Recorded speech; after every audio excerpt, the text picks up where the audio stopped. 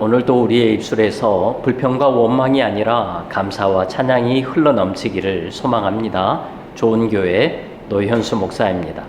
오늘은 출애굽기 여행 19편입니다. 출애굽기 16장의 말씀으로 나눕니다. 우리의 모습을 돌아보면 우리는 원망을 참 잘하는 것 같습니다. 무슨 일이 생기면 누군가를 원망하게 되지요. 부모님을 원망하기도 하고 심지어 하나님을 향해 원망하기까지 합니다. 인류의 첫사람 아담도 보십시오. 자기가 선악을 알게 하는 나무의 열매를 따먹고 나서 이렇게 이야기를 합니다. 창세기 3장 12절을 보면 아담이 이르되 하나님이 주셔서 나와 함께 있게 하신 여자 그가 그 나무 열매를 내게 주므로 내가 먹었나이다 라고 말씀합니다. 그 여자 때문이라는 거예요. 더 나아가서 그 여자를 주신 하나님 때문이라는 것입니다. 하나님을 원망하는 거지요. 아이들을 키우다 보면 우리도 이것을 조금 더 잘 느끼게 됩니다. 아이들끼리 집에서 싸울 때가 있지요. 왜 싸웠냐고 물어보면 저 때문에 그렇습니다 라고 멋지게 이야기하는 아이는 단 한 명도 없습니다. 다 상대방 때문이라는 거예요. 이것이 기본입니다. 심지어는 학교를 지각해도 엄마 탓이고 길거리에서 넘어져도 엄마 탓이고 머리를 이상하게 잘라도 다 엄마 탓인 거예요. 모두가 엄마 탓입니다. 우리는 이렇게 원망의 유전자를 참 잘 타고 태어났습니다. 그런데 우리가 왜 이렇게 원망을 하게 되는 것일까요? 그 이유를 한번 생각해 볼 필요가 있습니다. 우리가 원망을 하게 되는 이유는 내가 원하는 대로 되지 않았기 때문에 그렇습니다. 내 생각대로 되지 않은 거예요. 그리고 지금 내 상황을 내가 스스로 인정하고 싶지 않은 거지요. 그래서 원망이 나오는 것입니다. 이스라엘 백성들도 보십시오. 출애굽기 15장 뒷부분에서 물이 없다는 이유로 하나님을 향해 원망했었습니다. 그리고 오늘 본문 16장에 들어오자마자 배고프다는 이유로 또다시 하나님을 향해 원망합니다. 출애굽기 16장 1절을 보면 신광야에 이르니 애굽에서 나온 후 둘째 달 15일이라 라고 말씀합니다. 출애굽한 지 정확히 한 달이 지난 거지요. 출애굽할 때에 애굽에서 싸가지고 나왔던 음식이 이제는 다 떨어진 것입니다. 그래서 배고픔이라는 현실적인 문제에 직면하게 되지요. 그래서 은혜고 뭐고 다시 필요 없게 되었습니다. 또다시 하나님을 원망하는 거지요. 여러분, 원망이 왜 나옵니까?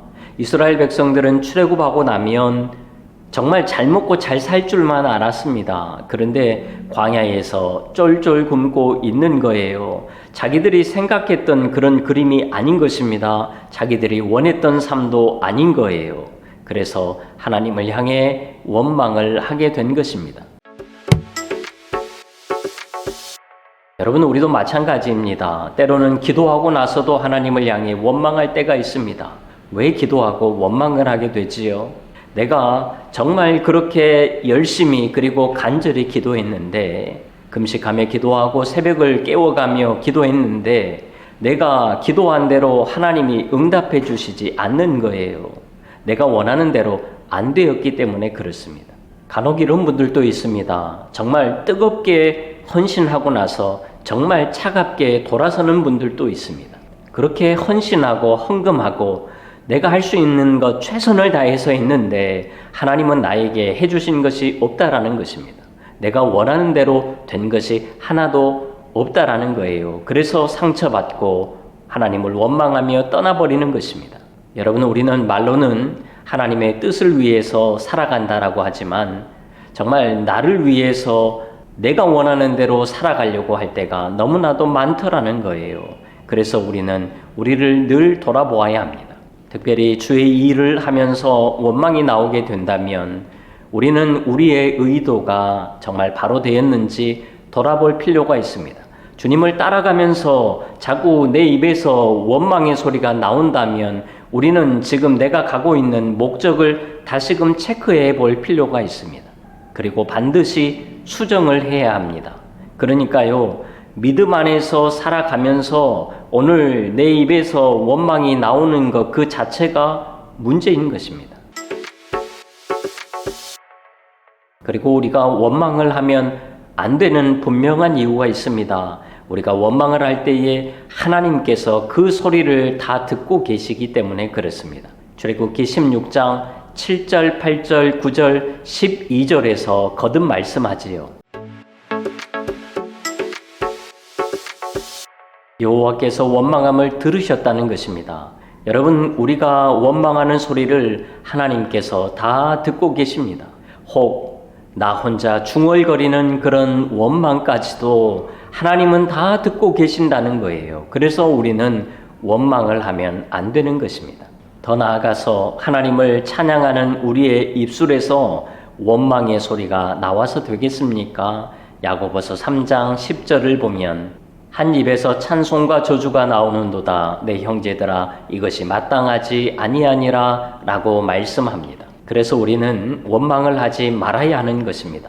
그런데 그것이 잘 안 되지요. 인생을 살아가다 보면 우리가 원하는 대로, 우리가 생각했던 대로 되지 않을 때가 훨씬 더 많습니다. 분명히 믿음으로 살고 있는데, 말씀대로 살고 있는데 문제가 계속해서 생기는 거예요. 더 큰 문제가 우리 앞에 펼쳐집니다. 그래서 나도 모르는 사이에 내 입술에서 원망의 소리가 불쑥불쑥 튀어나올 때가 있더라는 거예요. 여러분, 그때마다 우리는 우리 마음의 숨은 마음을 잘 돌아보아야 합니다. 그러면 반드시 내가 원하는 대로 되지 않았기 때문이고 지금의 그 상황을 내가 인정하고 싶지 않았다는 것을 우리는 발견하게 될 것입니다. 여러분, 그렇다면 우리 입술에서 원망이 나오려고 할 때에 어떻게 해야 할까요? 하나님께서 우리의 원망의 소리를 다 듣고 계신다는 사실을 기억하고 일단 원망을 멈추는 것입니다. 그리고 지금의 내 상황이 내가 원하는 것도 아니고 인정하고 싶지 않지만, 그러나 하나님께서 더 좋은 미래를 우리에게 허락하실 줄로 믿고 믿음으로 인내하고 견디는 것입니다. 그러면 하나님의 때에 우리는 진짜 놀라운 은혜를 경험하게 될 것이고 우리는 고백하게 될 것입니다. 여러분, 하나님은 우리와 늘 함께 계십니다. 그래서 자연스럽게 우리가 하는 원망의 소리까지도 다 들으십니다. 그리고 하나님은 얼마나 좋으신 분이신지 우리가 원망하는 소리를 듣고 또 거기에 응답까지 해주시는 분이십니다. 그렇기에 이왕이면 우리가 원망을 하고 응답을 받는 것보다 감사를 한 후에 응답을 받는 것이 훨씬 더 좋지 않겠습니까? 여러분, 이스라엘 백성들에게 만나와 메추라기 사건은 홍해 사건 못지않게 정말 큰 기적이고 은혜의 산물입니다.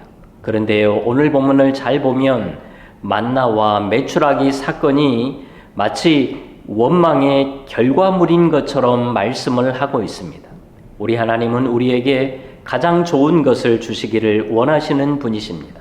어쩌면 나보다, 내 생각보다, 내가 원하는 것보다 하나님은 더 좋은 것을 우리에게 주시는 분이십니다.